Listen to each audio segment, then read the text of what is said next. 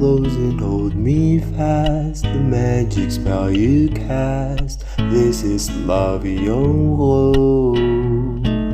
When you kiss me, heaven sighs, and though I close my eyes, I see love your rose. When you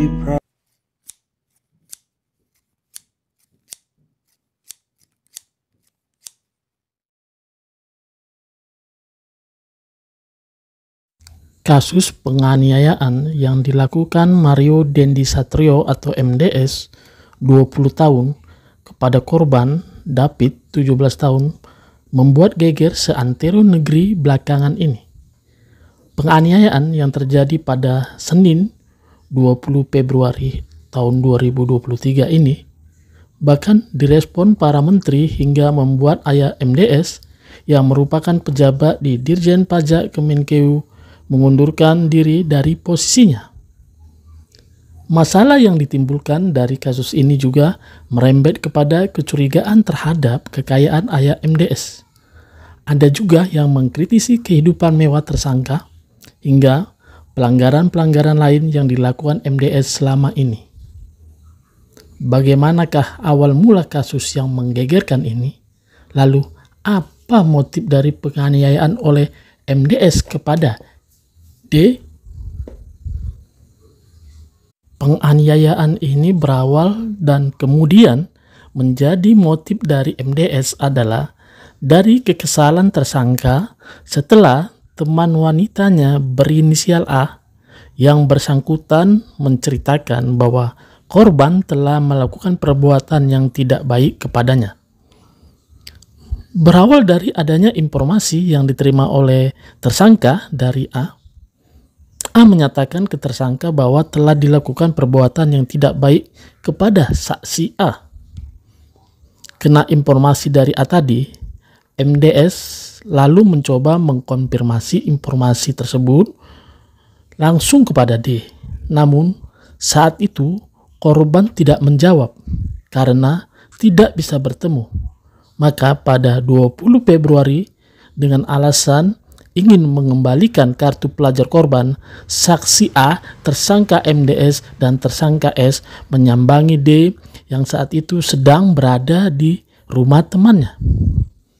Sesampainya di tempat D berada, A lalu menghubungi korban untuk bertemu, tapi ternyata korban menolak. Barulah saat tersangka juga menghubungi korban, D lalu mau keluar menghampiri mereka. Mengarah ke sebelah rumah dari Bapak R dan Bapak N sampai di belakang mobil tersangka. Kemudian terjadi keributan. Tersangka mengkonfirmasi apakah benar korban telah melakukan perbuatan yang tidak baik kepada saksi A. Terjadi perdebatan, akhirnya terjadi peristiwa kekerasan terhadap anak.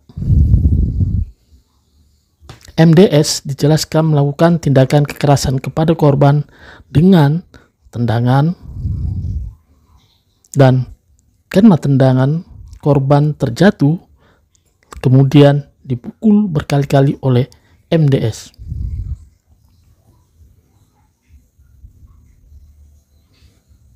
Kemudian setelah korban terjatuh, selain menendang, pelaku juga menendang perut korban. Selain MDS, polisi juga kemudian menetapkan S sebagai tersangka yang merekam video kejadian penganiayaan. Dua tersangka itu kini ditahan karena diduga terlibat dalam kasus penganiayaan dalam keadaan sadar. Pasal perencanaan pembunuhan oleh polisi, MDS dijerat pasal 76C junto pasal 80 Undang-Undang Nomor 35 Tahun 2014 tentang perubahan atas Undang-Undang RI Nomor 23 Tahun 2002 tentang perlindungan anak, subsidiar pasal 351 ayat 2 tentang penganiayaan berat. Sementara tersangka S dijerat pasal 76C junto pasal 80 Undang-Undang Nomor 35 Tahun 2014 tentang perubahan Undang-Undang 23 Tahun 2002 tentang perlindungan anak. Pelaku diancam pidana penjara paling lama 5 tahun. Namun, tim kuasa hukum korban meminta pelaku dijerat dengan pasal perencanaan pembunuhan. Hal ini karena fakta-fakta yang terungkap selama ini dinilai mengarah kepada perencanaan pembunuhan. Menurut kuasa hukum, penganiayaan yang dilakukan kepada David tidak dilakukan serta-merta, melainkan direncanakan terlebih dahulu. Pertemuan pelaku dengan korban hingga terjadi tindakan penganiayaan dinilai telah menunjukkan perencanaan. Pihaknya mendorong kepolisian untuk menerapkan sangkaan pasal tersebut kepada pelaku. Perencanaan disebutnya dapat dilihat dari kronologi yang telah terungkap saat ini. Oke sahabat, demikian cerita kita kali ini. Sampai bertemu di lain kesempatan. Sampaikan salam saya kepada orang yang ada di samping Anda dan juga yang ada di hati Anda. Wassalam. Bye-bye.